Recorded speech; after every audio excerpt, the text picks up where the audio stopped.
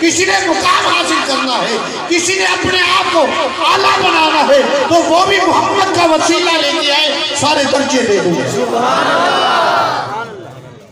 हर जगह पर, हर मुकाम पर हुजूर का नाम होगा तो बंदे के काम भी आसान होंगे और मर्तबे भी बढ़ेंगे। काम भी आसान होंगे और मर्तबे भी बढ़ेंगे। हजरत मुजाहिद आप वक्त के वली थे। हजरत मुजाहिद आप वक्त के, ऊंची बोलो, वक्त के वली थे।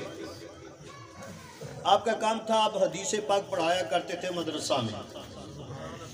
वजीर आ जाए, अमीर आ जाए, जिस तरह का मर्जी आ जाए, आपने कभी उठ के उसका इस्तेमाल नहीं किया। आप पढ़ाते रहते।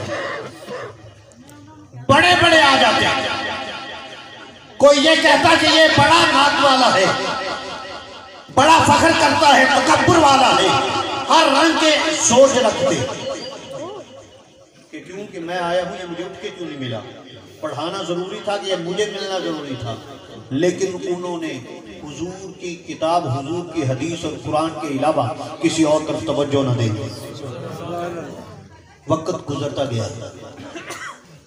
एक दिन आप अपनी रूटीन के मुताबिक दर्से कुरान दे रहे हैं। एक दरवेश आया, एक मलंग आया, बाल जिसके बिखरे हुए थे, गर्दो गुबार मट्टी से, कपड़े उसके फटे हुए, पांव भी मट्टी के साथ। वो आगे जैसे ही अंदर दाखिल हुआ तो हदीस भी छोड़ी, कुरान को छोड़ा, हाथ बांध के खड़े, हाथ बांध के खड़े हो गए। अब पूरा इलाका, पूरा शहर उस नंगे पांव वाले को, फटे लिबास वाले को, अरे मट्टी वाली जुल्फों वाले को दीवाना कहते हैं। उसके पास बैठना गवारा नहीं समझते, उसे अपने पास लगना गवारा नहीं समझते, उसके करीब कोई नहीं जाता, ना उसे करीब होने देते हैं। हर कोई दीवाना, पागल, मजनू कहते उसे दूर करता है। लेकिन ये कुरान का कारी है, ये हदीस का आलिम है, ये वक्त का इमाम है। जैसे ही आया कुरान भी छोड़ा, हदीस पढ़ाई वो भी छोड़ा, उसी वक्त हाथ बांध के खड़ा हो गया। हाथ बांध के खड़ा हो गया। जब वो दरवेश करीब आया, वो वक्त का जो कारी था हजरत मुजाहिद, वो जो वक्त के आलिम थे, इमाम थे, आप आगे हुए, उनको सीने से लगाया। वो फटे पुराने कपड़े वाले, उसको सीने से लगाया और लगाने के बाद 3 मर्तबा उसकी पेशानी को, माथे को चूमा, 3 बार चूमा। अब शागिर्द हैरान है, वहां पे दूसरे असातिज़ा जो पढ़ाने वाले उस्ताद हैं हैरान हैं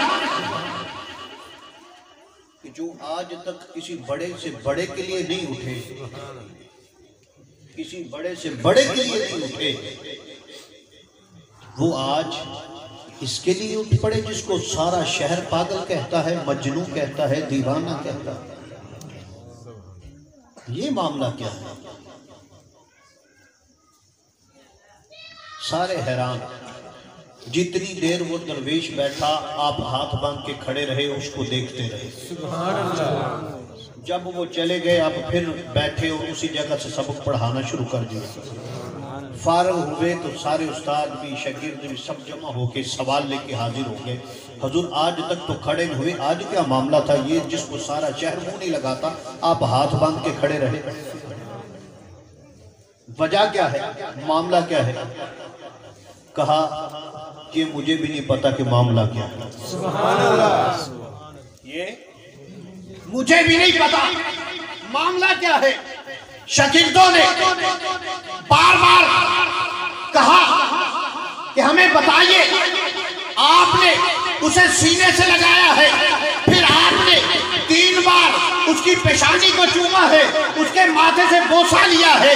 बताए तो सही वजह क्या है। वो आगे से कहने लगे, अरे मुझे ये नहीं पता, मैंने वही किया है जो मुस्तफा ने करके दिखाया। मैंने वही किया है जो मुझे मेरे नबी ने करके दिखाया। कहा हुजूर वो कैसे? कहा मैं सोया था, हुजूर की मजलिस लगी थी, तो मैं भी हुजूर के दरबार में हाजिर था, वहां मौजूद था। हुजूर को मैंने देखा, ये दरवेश आया और हुजूर अपनी मसनद पे खड़े हो गए। नबी करीम अलैहिस्सलाम अपनी जगह पे, अपनी मसनद पे खड़े हुए और हुजूर ने इसको अपने सीने से लगा के 3 बार माथे से बोसा लिया और फिर फरमाया, मुजाहिद तेरे पास आएगा ऐसे ही करना, तेरे पास आएगा ऐसे ही करना। आगे मुझे नहीं पता ये मर्तबा कैसे मिला, ये मुकाम कैसे मिला, मैं भी परेशान हूं। आप इसी इंतजार में कि मैं पता करूं ये मुकाम उसको कैसे मिला। कई दिन गुजर गए इसी इंतजार में, हुजूर की बारगाह में दरखास्त करते हुए कि आका पता तो चले ये मुकाम कैसे मिला, मैं भी वो वजीफा शुरू कर लूं, मैं भी वो सबक शुरू कर लूं, मैं भी वो अमल शुरू कर लूं।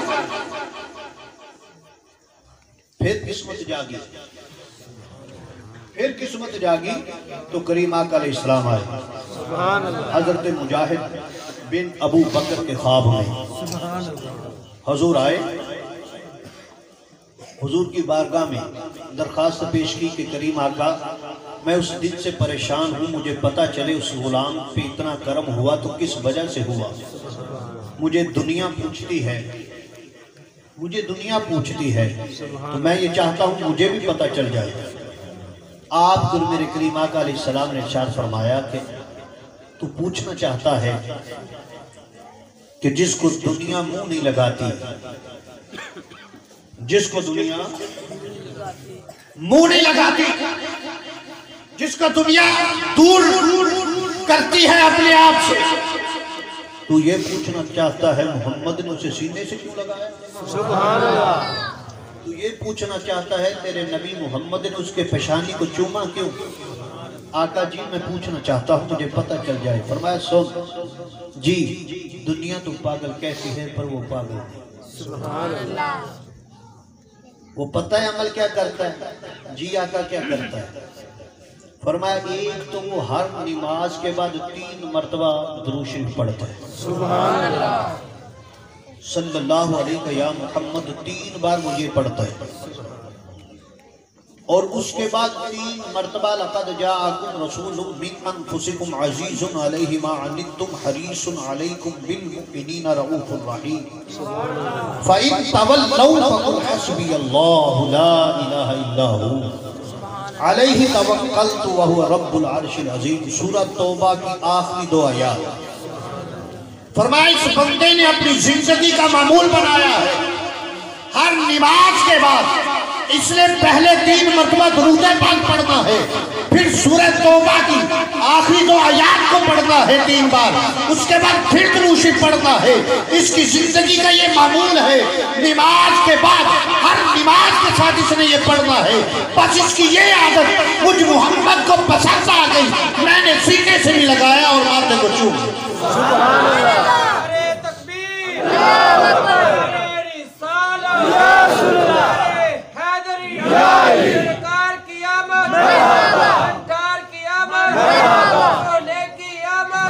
सीने से भी लगाया, उसके माथे को भी चूमा। मैंने पहले अर्ज की थी कि दुनिया में नाम बनाने के लिए बड़ी कोशिश करनी पड़ती है, लेकिन एक ही चौखट का अगर होके बैठ जाए तो फिर किसी और दरवाजे पे मेहनत करने की ज़रूरत है। इस दरवेश ने सिर्फ हुजूर की ज़ात को अपनाया, नमाज पढ़ी, दुरूद पाक पढ़ा, ये कुरान की 2 आयतें हर नमाज के बाद पढ़ने का मामूल बना लिया। हुजूर ने सीने से भी लगाया, हजूर ने माथे को भी चूमा और आगे भी कहा जिसको भी ये मिले वो इसके साथ ऐसा ही अमल। एक सबक भी है हम सब के लिए, हमको भी चाहिए हम हर नमाज के बाद ये अमल करें, हर नमाज के साथ सूरह तौबा की आखिरी 2 आयात पढ़ें ताकि हम भी हुजूर की बारगाह में मकबूल हो जाएं। दुआ है कि रब्बुल इज़्ज़त हमें इश्क़ मुस्तफ़ा अता फरमाए, शौक़ मुस्तफ़ा अता फरमाए और ज़ौक़ मुस्तफ़ा में ज़िंदगी गुजारने की तौफ़ीक़ अता फरमाए। व आखिर दावाना अल्हम्दुलिल्लाहि रब्बिल आलमीन।